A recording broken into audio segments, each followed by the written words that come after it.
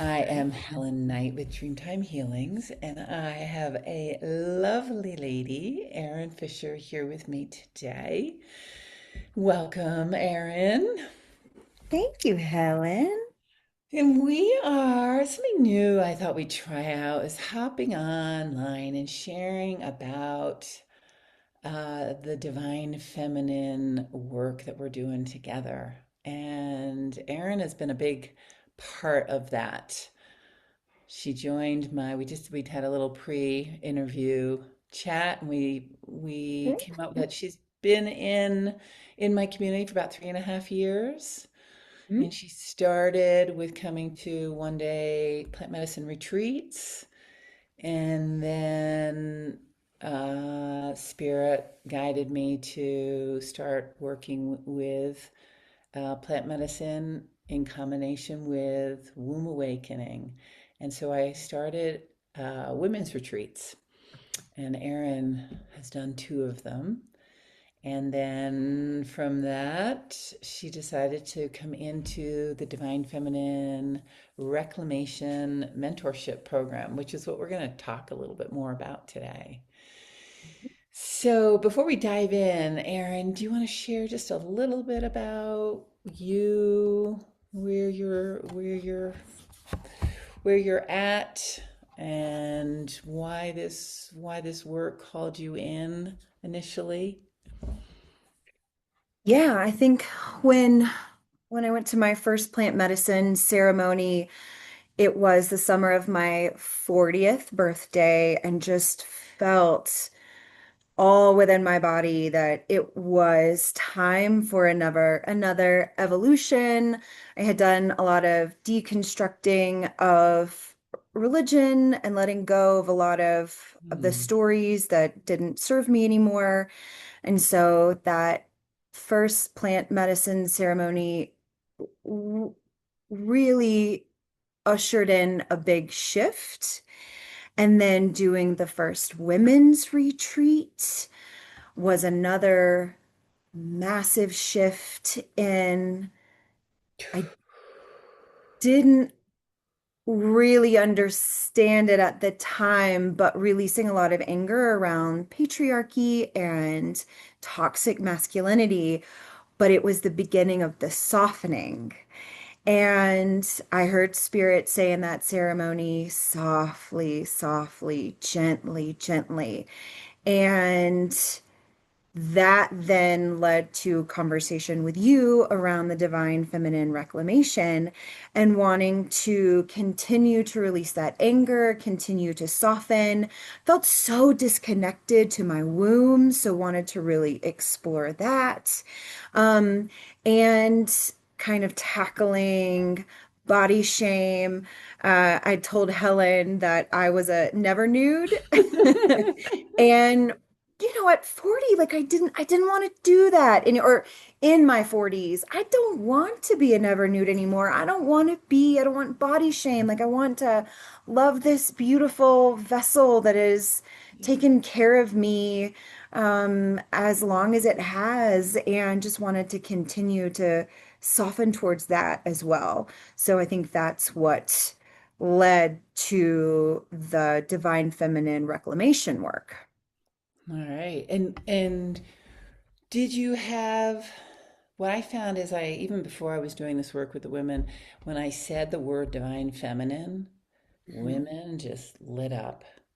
Like, did you okay, you knew that was the softening, um, but did you, and this connection to the womb, did you have any concept of, what, because there's not a lot of models out there around the divine feminine. Did you have any Mhm. idea what an embodied divine presence, divine feminine presence looked like, felt like? I did, but it was only a part of it, right? Like I knew what it felt like to be around embodied women and the women's retreats. And I knew what it felt like, and just loved being in the presence and community with other women. But I think the piece that was missing and the piece that I'm still healing, well, one of them is the connection to the womb because our society, the patriarchy says if your womb's only purpose is to have children, that is your worth, that is how you are defined. And as a child-free woman, I don't have That's right. that. And so I was like, well, what's my womb if it's not there as a vessel for children, right? So that was a huge missing piece. And then the other missing piece was I was all about divine feminine, but the divine feminine is that beautiful relationship with the divine masculine, and I didn't want anything to do with the masculine Oh, side of it. talk about righteous anger. Yeah. Yeah, oh Ooh, yeah, yeah. And yes. the irony of that is that there was so much, and there was so much there. Yeah, there was so much masculine. It's just I didn't identify that. Yeah. The control piece, the anger piece.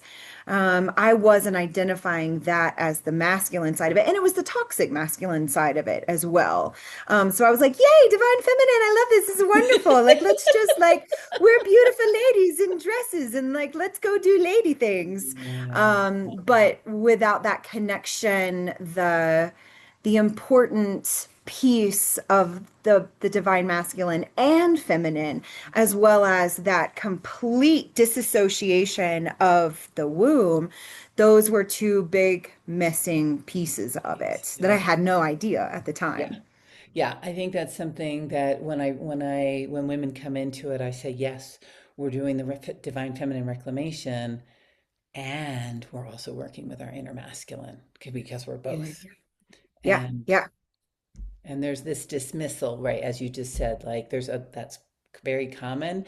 I like to call it a false patriarchy that we're in because it's not a healthy patriarchy, and yeah, we don't want to um, bash the men. Not about that. They have been affected in one way and us in different ways. But yeah, it's we as women living in this false patriarchy. Yeah, we can have that real hatred and yeah, anger. And yeah. so you have worked through that. Would you say it's totally gone, or is it something that you're still working with? It's definitely not totally gone. I mean, it's 40 years of that. And so that's not something that's gone right away, but my awareness of it. Yes. And people talk about release that what does not serve you anymore, right? And I think I didn't I got that up here and I understood that. I was like, sure, I don't want all this baggage. I don't want all this anger. I don't want the stuff that doesn't make me feel good anymore. But through this work, now I understand it here. I'm like, oh, that Yeah. really doesn't feel Yeah. good anymore. I feel it now. If that anger or the disconnection, I recognize it and I'm like, oh, I don't want that anymore. It really didn't serve me. It doesn't serve me. It's not worth my precious life force energy to waste it on Right. those those emotions and feelings. Like it's just, I don't want it anymore. It definitely still comes up, but I can Yeah. recognize it now Yeah. and just be like, And that's okay, and that's half of it. 50% yeah, of I always say of what we're doing is the awareness. And you yeah, said a yeah. key word, you didn't feel it. That is Hmm. divine feminine Yeah, reclamation when you can feel. And we've yeah, all been taught, numb it out. Numb it out with food, numb it out with alcohol, numb it out with the whatever. yeah, yeah, Um, and that's a big piece is feeling. And you said that so that embodiment yeah. feeling, being, and being with those emotions when they come up, and emotions pass, right? And sometimes we think that they're just going to be there the whole time, but they will pass. Yeah. Yeah. Now, huge to say, I've known Erin for 3.5 years, and to see this shift into, I guess, so well, the anger. She, in the last women's retreat, there's a massive shift into gratitude. Erin came to me because to say it was this anger, and it's we are not dismissing it. It's working through it, feeling it, and getting to the root of it, which is what we've done a lot of in the program, in the retreats. And I have seen Erin softening and softening. And then in the retreat, she came to me during ceremony with this grin, her eyes so bright. And she says, Helen, I've exchanged the righteous anger for the gratitude. And she was crying in delight of gratitude. And she'd made this beautiful offering to a tree during ceremony. Do you want to? Yeah, good. Yeah, no, yeah. I just like reminiscing about that. I'm having so many of those same feelings. Um, Helen had encouraged me to go outside and it was raining and cold and I was like, I don't want to go outside. It's gross out there. And Helen was like, really? You should go outside. So we went outside and I was under a tree and I was cold and unhappy and I was waiting. I was waiting for this epiphany and I was like, why am I here? What am I doing? And you, from the very beginning, from the first plant ceremony and the emphasis on offerings and gratitude and giving offerings when you're stuck and giving offerings when you got unstuck. And I just was like under this tree and I don't know what I'm supposed to do, but I see some pine cones and I see some pretty things and I'm stuck. I'm just gonna make some offerings and I just was putting all the pine cones around in this in a heart shape actually. And as I'm doing it, my brain is going and I'm like, why am I here? What am I doing? I'm just going to keep doing this. And oh, look at all these pine cones. They're so pretty. Look how intricate they are. Look how nice this heart is. And all of a sudden, it was that epiphany. And I was like, oh, Erin, you've been so ungrateful. And look, I mean, this rain, this life-giving rain, and this beautiful tree that's providing shelter. And I was just thinking about all the people and the things that I had to be thankful for. And I specifically thought about my parents. And I was like, oh, Erin, they did the best they can. They gave you such a loving, safe, and secure childhood. And you have been so ungrateful for that. Like they they they've done their best. And I just was just crying out of recognition and gratitude and this just overwhelming thankfulness and this desire to never be in that place of ungratitude again. And so when I came inside to get more offerings and met you at the door, and I was like, I get it. I get it now. I understand. And it's just Oh, continued mm. since then, just this a gratitude practice and seeing these things that every day I just would have walked by and was like, oh my gosh, look how beautiful that is. Look at the sky. Look at all these things that I have to be grateful for. So yeah, that was a huge shift. Huge shift. Wow. And then the other piece, when she started the mentorship, Erin was the guidance. We do healings and guidance will come in, and the guidance was to practice being naked because she had this statement of never nude. I'm never nude. Oh, Helen, everyone knows me. That's just not my thing. So again, the divine feminine, you cannot fully embody your divine feminine essence if you are hating on this body and saying, nope, this is not this freckle, this wrinkle, this roll, this boobs, the whatever is just not okay. It's your temple. And it's what you've got. And that same thing, gratitude, love on that body. So anyway, the guidance was that she had to spend some more time naked. Yeah. And then she tells, I can't remember, but Erin, if you can remember, I can't remember exactly. I think you announced that you were going to a Turkish bath. It was a couple months into the program, Mm-hmm. and you tell it. Was it did you challenge yourself? Did it just, how did it happen? Yeah, it was challenging myself. I mean, it was so much that when I started doing the, Helen doesn't call it homework, she calls it play work. And so Helen was like, okay, you need to walk around, Helen never says you need to do, or you should do. Helen's like, I encourage you to walk around naked. Thank And you. even being naked by myself in my own home felt so uncomfortable. I mean, that's just how repressed I was and how uncomfortable I was in my own body, my body.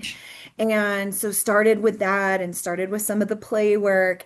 And then that was my challenge to myself down in Denver. There's a bathhouse. And I was like, okay, I'm going to challenge myself. I'm going to go. And it was ladies' night. So it was only other, or ladies' day. It was only other women. And I went and I was uncomfortable, but I sat with that uncomfortableness and I sat with it in my body and I did it. And at the end, I was like, okay, I can do this. Like this was okay. Like it was new and I can't say I'm a never nude anymore. And then I had the opportunity about 2 months ago when I was traveling internationally to go to a Turkish bath.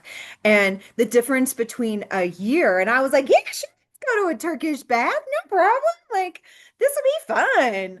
And it was just a really big change within a really short amount of time, given how long I had been carrying that shame and discomfort. And would you say that a lot of that shame, because you also come from a religious background, that there was a lot of shame that was programmed in through the religion? Yeah. Yeah, for sure. I mean, the modesty piece, the shame piece, my sexuality doesn't even belong to me. It belongs to an Didn't. imaginary husband and to the Lord, you know? So like sexuality was only okay in a very, very small and carefully defined box.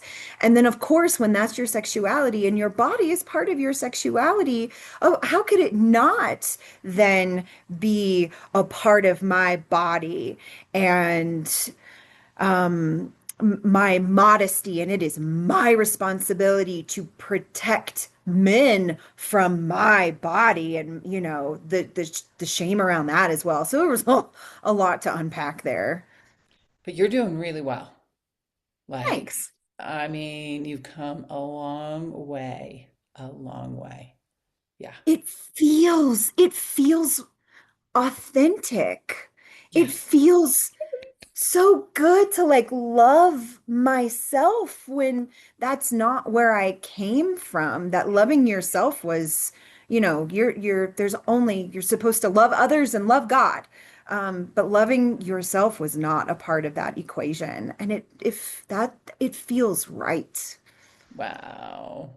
So is Yeah. that, I hadn't heard that piece from you yet. Is that something that has developed over the years? Is that something that came more in the past year with the mentorship and the women's retreats, or For this? sure.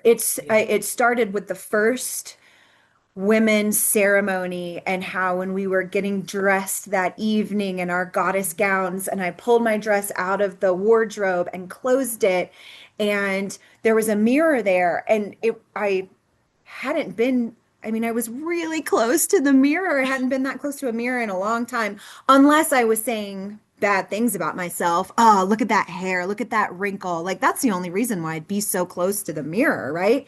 And suddenly I'm there in the mirror, and my first thought was, hey, honey. That's what I was like, oh, hey, honey. Look, look at you. And I had never been so sweet Oh, and gentle to myself. oh, It's not a goosebumps. hard, yeah, it's not a hard thing to do with the other women in my life. Mhm. I I love get calling that. the other women in my life, hey, baby, hey, honey, hey, love, like you look so beautiful today. I had never said that to myself. And so it started there, and then the mentorship. And I mean, there was a lot of discomfort in the things, the work that we did, that I did, that you helped guide me in the mentorship, but it's uncomfortable to do hard work and to do shadow work and to unpack that dark stuff. And so yeah, that's when it started, and it just has snowballed from there. Oh, so good. Yeah. So good. Uh, wow. Wow, wow, wow. And it is. Yes, I've got somebody new in the program and she's like, "Oh, this could be some work." I'm like, "Yeah. Yeah. Yeah." And you got to think about like at least 2000 years of the patriarchy. That and So we've much got lifetimes. A programming. lot of times we incarnate into the same gender.